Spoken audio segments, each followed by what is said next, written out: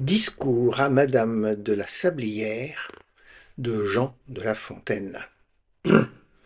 Iris, je vous louerai, il n'est que trop aisé, mais vous avez 100 fois notre encens refusé, en cela peu semblable au reste des mortels qui veulent tous les jours des louanges nouvelles. Pas une ne s'endort à ce bruit si flatteur, je ne les blâme point, je souffre cette humeur, elle est commune aux dieux, aux monarques, aux belles. Ce breuvage vanté par le peuple rimeur, le nectar que l'on sert au maître du tonnerre, et dont nous enivrons tous les dieux de la terre, c'est la louange, Iris. Vous ne la goûtez point? D'autres propos chez vous récompensent ce point, propos agréable commerce, où le hasard fournit cent matières diverses. Jusque-là, quand votre entretien, la bagatelle à part, le monde n'en croit rien. Laissons le monde et sa croyance. La bagatelle, la science, les chimères, le rien, tout est bon. Je soutiens qu'il faut de tout aux entretiens. C'est un parterre où flore répand ses biens. Sur différentes fleurs, l'abeille s'y repose et fait du miel de toutes choses. Ce fondement posé ne trouvez pas mauvais qu'en ces fables aussi j'entremêle des traits de certaines philosophies subtiles, engageantes et hardies. On l'appelle nouvelle. En avez-vous ou non ouï parler? Ils disent donc que la bête est une machine, qu'en elle tout se fait sans choix et par ressort. Nul sentiment, point d'âme, en elle tout est corps. Telle est la montre qui chemine à pas toujours égaux, aveugle et sans dessein. Ouvrez-la, lisez dans son sein, mainte rouille tient lieu de tout l'esprit du monde. La première y meut la seconde, une troisième suit, et elle sonne à la fin. Au dire de ces gens, la bête est toute telle. L'objet la frappe en un endroit, ce lieu frappé s'en va tout droit, selon nous, au voisin, emporter la nouvelle. Le sens de proche en branche aussitôt la reçoit, l'impression se fait. Mais comment se fait-elle? Selon eux, par nécessité, sans passion, sans volonté. L'animal se sent agité de mouvements que le vulgaire appelle tristesse, joie, amour, plaisir, douleur cruelle ou quelque autre de ces états. Mais ce n'est point cela, ne vous y trompez pas. Qu'est-ce donc? Une montre. Et nous? C'est, voici de la façon que Descartes l'expose, autre chose. Descartes, ce mortel dont on eût fait un dieu chez les païens et qui tient le milieu entre l'homme et l'esprit, comme entre l'huître et l'homme, le tient-elle de nos gens, franche bête de somme? Voici, dis-je, comment raisonne cet auteur. Sur tous les animaux, enfants du Créateur, j'ai le don de penser, et je sais que je pense. Or, vous savez, Iris, de certaines sciences, que quand la bête penserait, la bête ne réfléchirait sur l'objet ni sur la pensée. Descartes va plus loin et soutient nettement qu'elle ne pense nullement. Vous n'êtes point embarrassé de le croire, ni moi. Cependant, quant au bois, le bruit des corps, celui des voix, n'a donné nul relâche à la fuyante proie qu'en vain elle a mis ses efforts à confondre et brouiller la voix. L'animal chargé d'an, vieux cerf et de 10 corps, en suppose un plus jeune et l'oblige par force à présenter au chien une nouvelle amorce. Que de raisonnement pour conserver ses jours! Le retour sur ses pas, les malices, les tours et le change, et sans stratagème, digne des plus grands chefs, digne d'un meilleur sort. On le déchire après sa mort. Ce sont tous ses honneurs suprêmes.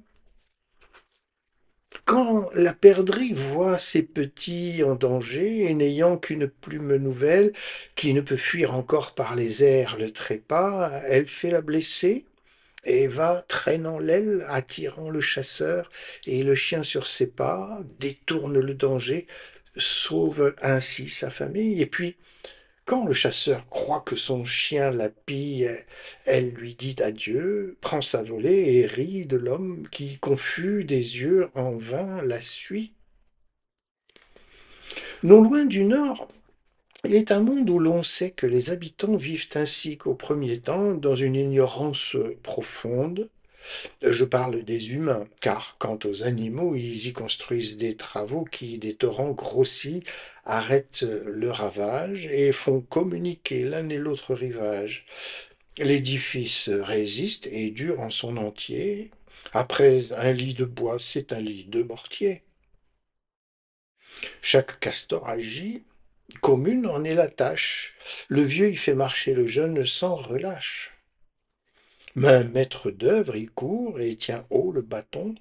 La République de Platon ne serait rien que l'apprenti de cette famille amphibie. Ils savent en hiver élever leurs maisons, passent les étangs sur des ponts, fruits de leur art, savant ouvrage, et nos pareils ont beau le voir, jusqu'à présent tout leur savoir est de passer l'onde à la nage. Que ces castors ne soient qu'un corps vide d'esprit, jamais on ne pourra m'obliger à le croire. Mais voici beaucoup plus. Écoutez ce récit que je tiens d'un roi plein de gloire. Le défenseur du Nord vous sera mon garant. Je vais citer un prince aimé de la victoire. Son nom seul est un mur à l'Empire ottoman. C'est le roi polonais. Jamais un roi ne ment. Il dit donc que sur sa frontière, des animaux entre eux ont guerre de tout temps. Le sang qui se transmet des pères aux enfants en renouvelle la matière. Ces animaux, dit-il, sont germains du renard. Jamais la guerre avec tant d'art ne s'est faite parmi les hommes, non pas même au siècle où nous sommes. Corps de garde avancés, vedettes, espions, embuscades, partis, et mille inventions d'une pernicieuse et maudite science, fille du Styx et mère des héros, exercent de ces animaux le bon sens et l'expérience. Pour chanter leur combat, l'Archéon nous devrait rendre Homère. Ah, s'il le rendait, qu'il rendit aussi le rival d'Épicure, que dirait ce dernier sur ces exemples-ci? Ce que j'ai déjà dit, qu'aux bêtes la nature peut par les seuls ressorts opérer tout ceci, que la mémoire est corporelle et que, pour en venir aux exemples divers que j'ai mis en jour dans ces vers, l'animal n'a besoin que d'elle. L'objet, lorsqu'il revient, va dans son magasin chercher par le même chemin l'image auparavant tracée qui suit les mêmes pas, revient pareillement, sans le secours de la pensée, causer un même événement. Nous agissons tout autrement. La volonté nous détermine, non l'objet, ni l'instinct.